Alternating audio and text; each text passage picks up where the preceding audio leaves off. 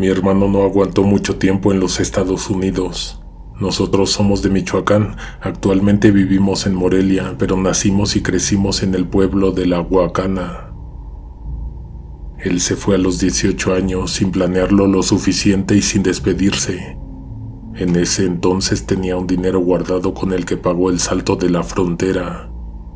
Para nosotros estuvo desaparecido 6 días hasta que se comunicó por teléfono para decir que había llegado con bien.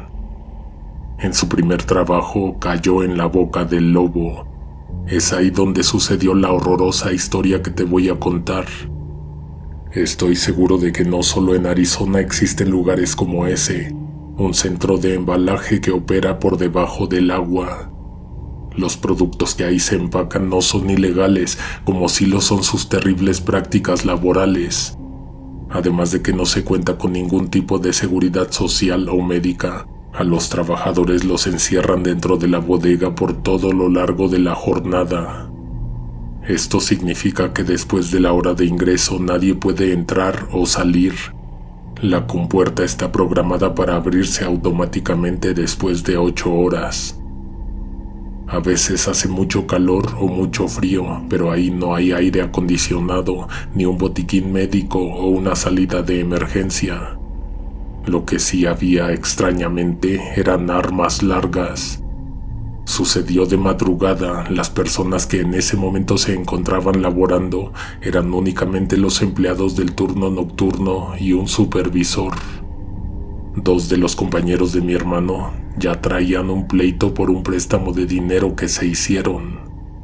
La tensión se sentía desde el inicio de la jornada, ya que hasta ese momento, después de 2 semanas de no haber coincidido en el mismo turno, por fin se volvieron a ver las caras. Mi hermano no recuerda los nombres, pero a uno de ellos lo llamaremos Jesús y al otro Mark. Cada persona se encontraba en su propia estación trabajando en silencio. Las máquinas, las impresoras y los rollos de cinta eran lo único que se escuchaba en todo el sitio. Los que se encargaban de abastecer el material eran los únicos que se levantaban de sus asientos. En intervalos regulares iban al almacén. Uno de ellos era Jesús. Al volver con un paquete de hojas de cartón, a propósito empujó a Mark cuando pasó a sus espaldas. Lo hizo en el preciso momento en que el otro se encontraba haciendo un corte de precisión con una navaja. El supervisor estaba dormido, pero el grito que dio Mark lo despertó. No tardó nada en descubrir dónde había surgido el problema. Al hacerlo, hizo sonar un silbato. El protocolo a seguir cuando esto sucedía era apagar las máquinas.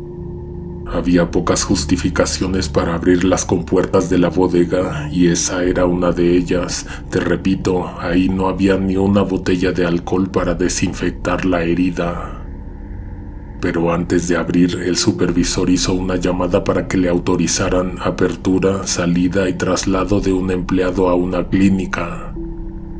Por supuesto que los gastos iban a correr a cargo del lesionado y seguramente también de Jesús, la persona que lo provocó todo. Pero hubo un detalle. Ese era el peor momento de la madrugada para sufrir una herida. Una persona externa respondió que no tenía permitido abrir la compuerta de la bodega, ya que en ese preciso momento camionetas de alguna dependencia federal se encontraban dando rondines por las calles. No podían descubrir el taller clandestino. Mark tenía un corte profundo en el brazo. La sangre ya había manchado varios paquetes, la mesa, el suelo y el uniforme de él y el de una compañera que se acercó a ayudarlo. Mi hermano dice que en ese momento se apagaron solas las luces del fondo. Había pocas personas fuera de su lugar, solo los involucrados y el supervisor, así que no podía ser que alguien más las hubiera apagado. Al verse imposibilitado para salir a recibir atención médica, Mark se empezó a desesperar y entonces perdió el control. Con la misma cuchilla con la que se había provocado la herida, se le fue encima a Jesús. Este último era un hombre corpulento y fuerte, con muy buenos reflejos. Esquivó el primer golpe, pero no el segundo.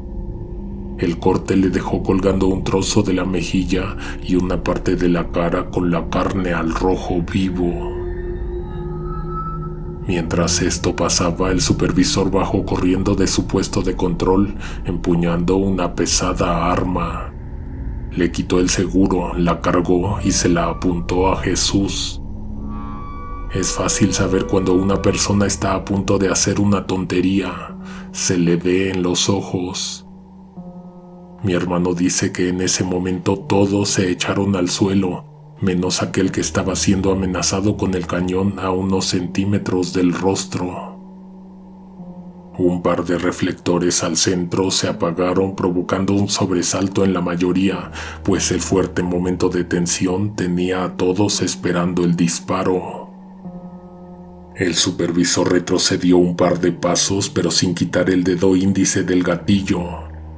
Se formó un silencio abrumador que duró una eternidad, hasta que un ruido al final de la bodega distrajo la atención de todos. Se escuchó como si alguien hubiera golpeado una mesa de metal con las manos. Mi hermano y dos de sus compañeras casualmente estaban mirando en la dirección de donde vino el ruido.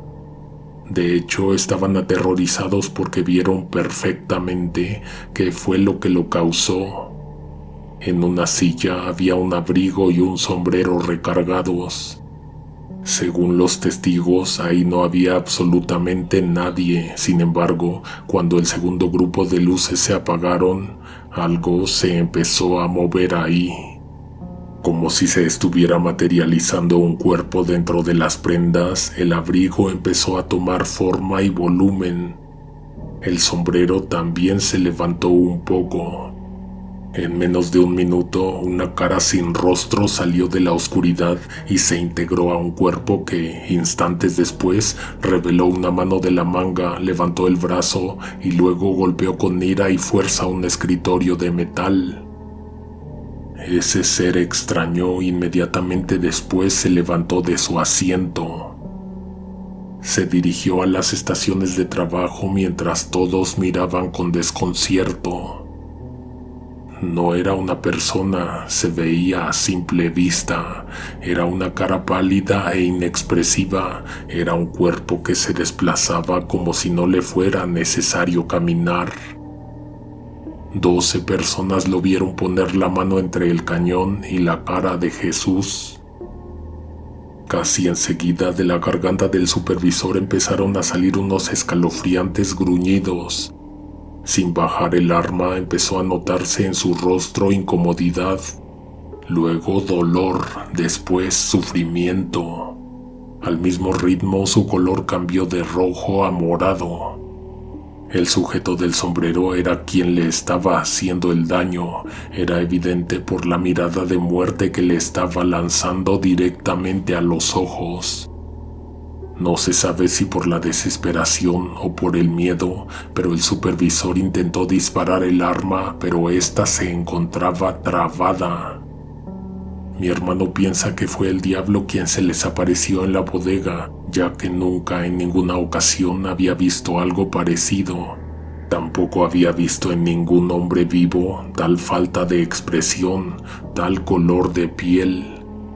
Ese sujeto miró a Jesús y le dijo que todavía no era el momento, que lo necesitaba para después. Todos entendieron que lo que le quiso decir era que aún no era su hora de morir, pues le iba a pedir un favor después. El hombre del sombrero y el abrigo regresó a su lugar en las sombras, se sentó de nuevo en la silla y poco a poco dejó de tener forma. Luego de unos instantes volvió a quedar sobre el mueble en la misma posición el par de prendas. Todos se quedaron congelados por un buen rato. Lo único que tenían fuerzas para hacer era dibujarse cruces de hombro a hombro, pasando por la frente y el pecho. A las 6 de la mañana del día siguiente, al supervisor lo sacaron dentro de una bolsa negra. Se había ahogado con su propia lengua. Mi hermano dice que después de esa noche Jesús no volvió jamás a las bodegas. Lo vieron varias veces rondando con una fea cicatriz en el rostro y una mirada escalofriante. A todos les quedó claro que el diablo había subido a la tierra después de lo que ocurrió 3 semanas adelante.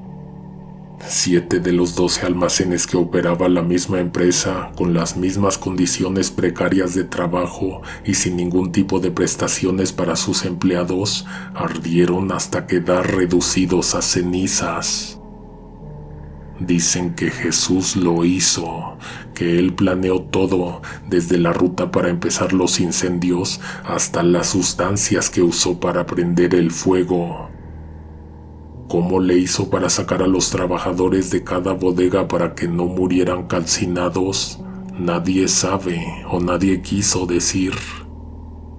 A pesar de que los mismos obreros se quedaron sin empleo, lo elevaron a héroe. La noticia obviamente no llegó ni siquiera a los diarios. El dueño de la empresa soltó dinero para que se tratara como un accidente. Esto mismo también impidió que Jesús fuera presentado ante la justicia. Aún así, no se le volvió a ver jamás. En este caso es muy fácil decir que simplemente se lo tragó la tierra.